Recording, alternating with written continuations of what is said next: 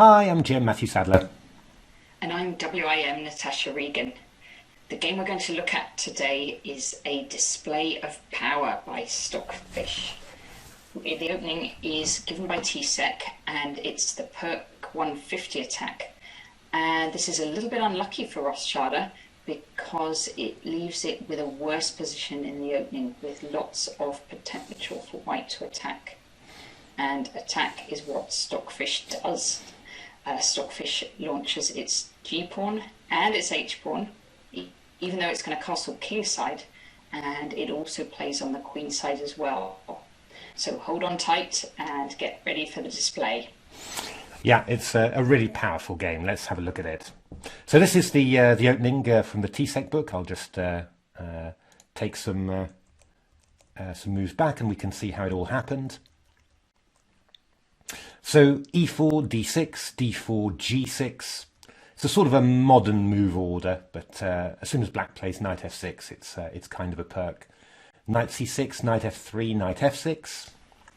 And we call this, I don't know whether it's called this worldwide, but in England we call it the 150 attack. And the reason for that is this was an opening that was very, very popular in England in the 1990s. And you can just play your moves as if you're graded 150.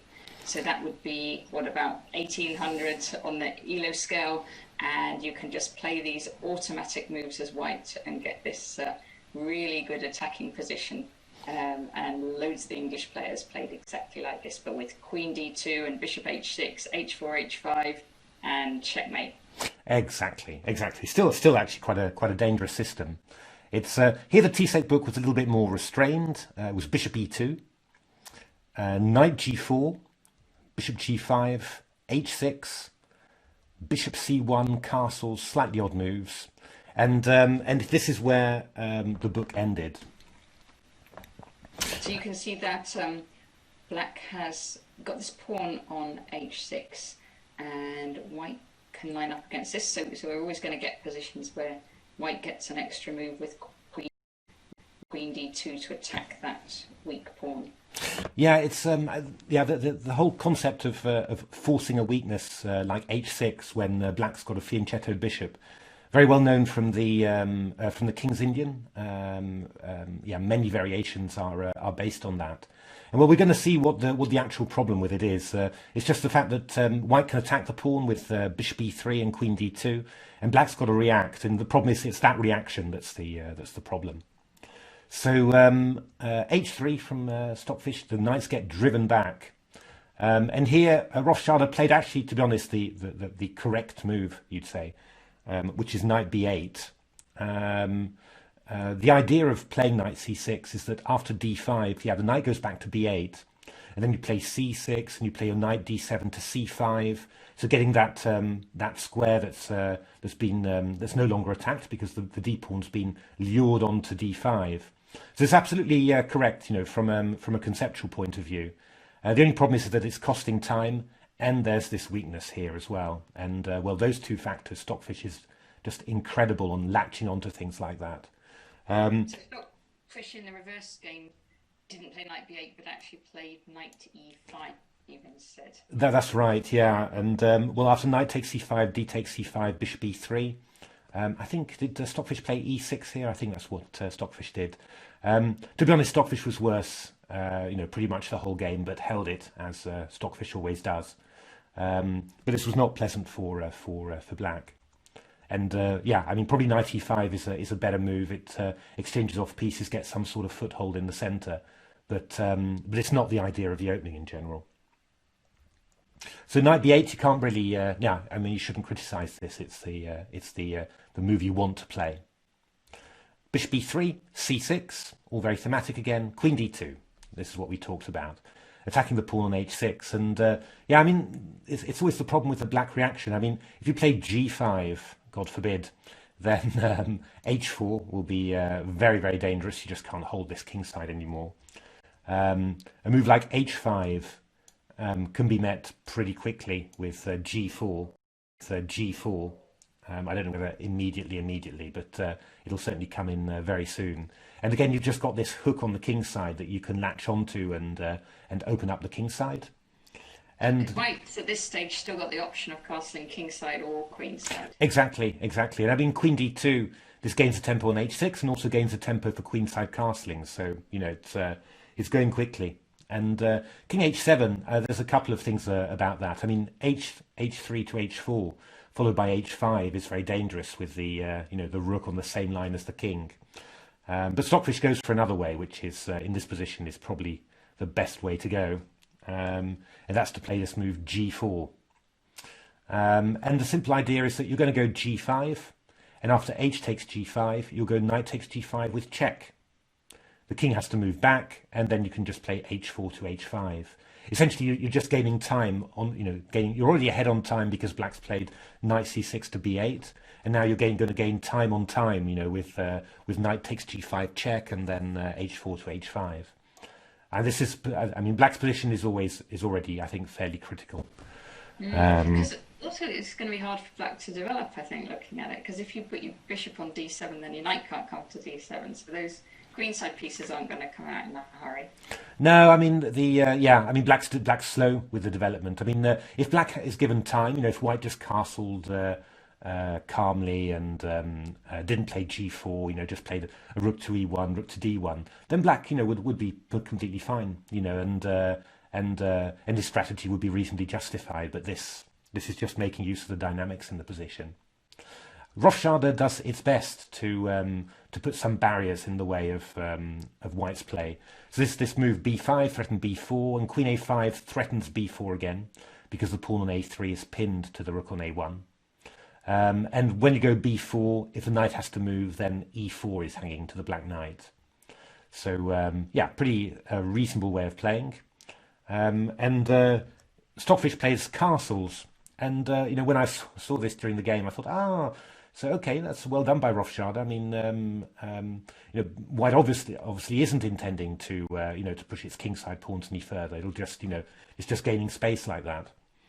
But after c takes d5, Stockfish just replied g5, which is definitely well, very bold, of course, and but actually very strong. The key tactical point is that the queen on a5 is loose. So something like knight takes c4 just allows knight takes c4, winning a piece due to the discovered attack on the queen. I mean, if the knight moves just away or something like that, well, various ideas. I mean, you know, taking on a6 first, but also stuff like queen d5 has got to be looked at when the, you know, the rook on a8 is loose. Again, black's development there, lack of development, turning out for the worse. So h takes g5 was played, knight takes g5, and here rofChade. And well, because if you play the natural king g8, then knight takes d5 is somewhat nasty, because there's this typical trick there, check, picking up a pawn with an in-between check. And queen d8, I think the move there was e5, and after takes bishop f3. And knight takes f6, and bishop a8 is on the cards. I mean, I think white wins the exchange there. So that's not looking that great. So king h8 was played just to get out of those tricks. E takes d5 and knight h7. So rofChade trying to get rid of that knight on g5, powerful knight on g5. Not a bad idea, although obviously you're also getting rid of a defensive piece. So, you know, it's not like black is particularly developing by doing that. But white plays h4, which is pretty a nice move, actually. First of all, you know, if knight takes g5, you can consider h takes g5, and then the h file is opened. So you can maybe do an idea like king g2 and rook h1. Exactly, which is going to be rather unpleasant. But of course, you know, the other idea that white can play at some stage is just h5, you know, and open up the king side like that. So bishop f5 from rofChade, trying to get developed, knight d7, etc.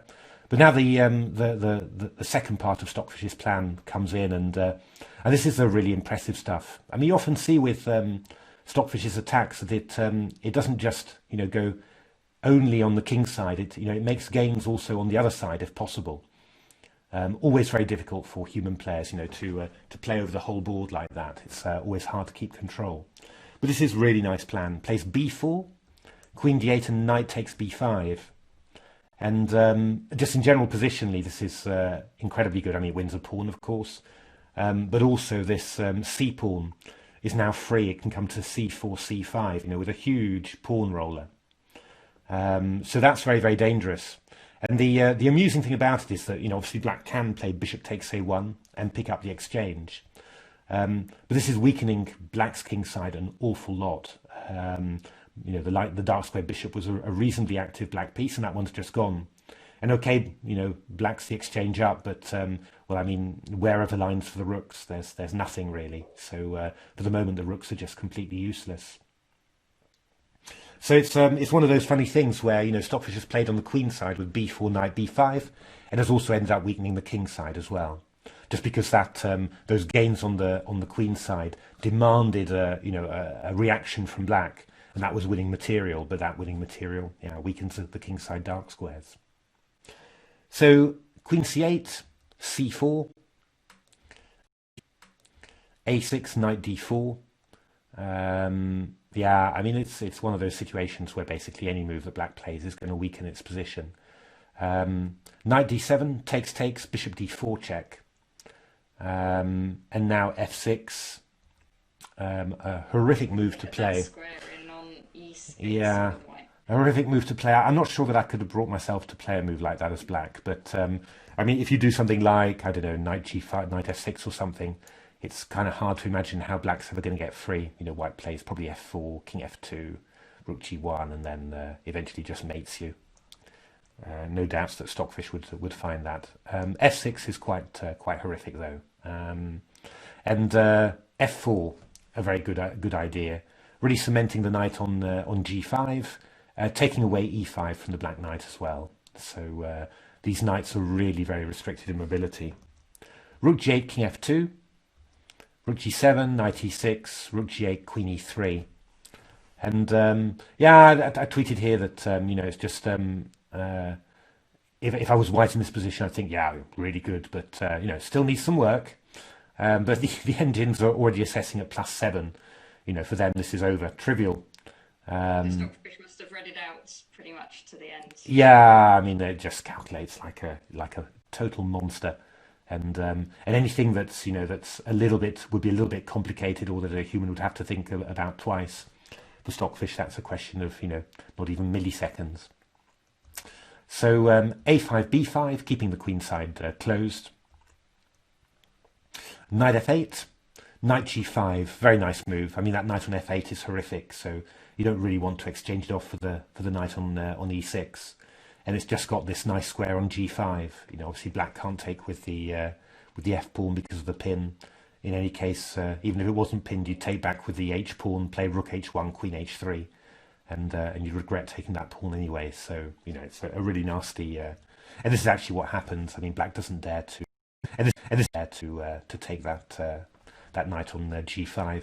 Actually, I think in this case, just queen e7 would be absolutely huge. So black played queen d7 to defend the pawn on e7, and then this very nice move, queen h3. Again, if you go f takes g5, I think I'll probably take on f5, and then take on g5 after, and well, just line up on this one on the h file. It's two bishops, queen and rook. It's too much. So rofChade played queen e8, kept its kingside structure sort of intact. But now Stockfish didn't even bother to try and find any sort of mating attack. It just exchanged off queens. And well, what Stockfish got? 1, 2, 3, 4, 5, 6. So 2 pawns for the exchange, 2 bishops, pass b pawn. Those two. This knight is completely immobile. This knight is also not very well placed. And white actually threatening bishop f5 here, which would completely paralyze black's pieces. So rofChade goes into giving away stuff to try and distract the opponent mode. But well, Stockfish just takes what it wants, and now pushes the b pawn. And I mean, the b pawn's coming to b7, when white will threaten rook takes c7. A move like knight d7 just loses a piece. The bishop takes d7 because of the pin to the king on h8. It's just, yeah, actually, I mean, it's just very hard to find any sort of move for black. rofChade doesn't find really any sort of move. It just plays rook g6, and after takes. Well, Stockfish was just a piece up, and that did not last long. Yeah, so there we are. Again, you know, a pretty one-sided game, of course. And, you know, I think you've got to be fair to rofChade and say that getting this position out of the opening against Stockfish was, you know, really a very, very nasty choice, because Stockfish plays these positions so well. But I thought that, you know, it was very impressive play. You know, this move g4. And then this such a you know, thing that caught me by surprise. This casting kingside, getting out of black's threat of b4, and then playing g5 anyway. And yeah, it just turns out that you know, although white's position does look a little bit airy with the king on g1, yeah, if black doesn't have any pieces developed, then black isn't going to be able to exploit it. And well, that's pretty much what happened. And again, this other thing of b4 and knight b5, you know, making a gain on the queen side, and black says, well, if I don't do anything, I'm just a pawn down, so I have to take the exchange back. But then that's also just well, weakened black's king side, and also taken a lot of any dynamism that there was in the black position, because the dark square bishop was a pretty good piece for black, and well, there's not much that black can do with its rooks. So yeah, I mean, really very impressive game, and just a nice demonstration of what Stockfish can do if you just give it an attacking position from the opening. Yeah, and Stockfish remains at the top of the table at the moment in Division P, and is pretty much set to be one of the qualifiers for the Superfinal. Other contenders are Leela is in second space at the moment, and Ali Stein is in third, and it looks like it'll be two of those three that'll go through. Exactly, yeah. Stockfish lost a couple of games, so has dropped back. Could still be a kingmaker of sorts, because it's still got to play all the machines. I think, to be honest, it's going to go to the wire, because Ali looks very strong, and it's got, you know, we'll have a few chances to come in on Leela. And the funny thing is that the last game is the tournament will be Leela against Fire. Leela is white, and it wouldn't amaze me if this was a must-win for Leela, having to win the game in order to qualify for the Superfinal. So yeah, I think it's going to go to the wire. It's going to be a right old nail biter. So well worth, you know, keeping an eye on that, or you know, following our tweets about the event, and because I think it's going to be very exciting. So there we are. Thanks very much for watching. If you haven't subscribed yet, just press that red button just to click away. And otherwise, keep well, keep safe, and keep on watching our videos. Thank you for watching. Thanks for watching.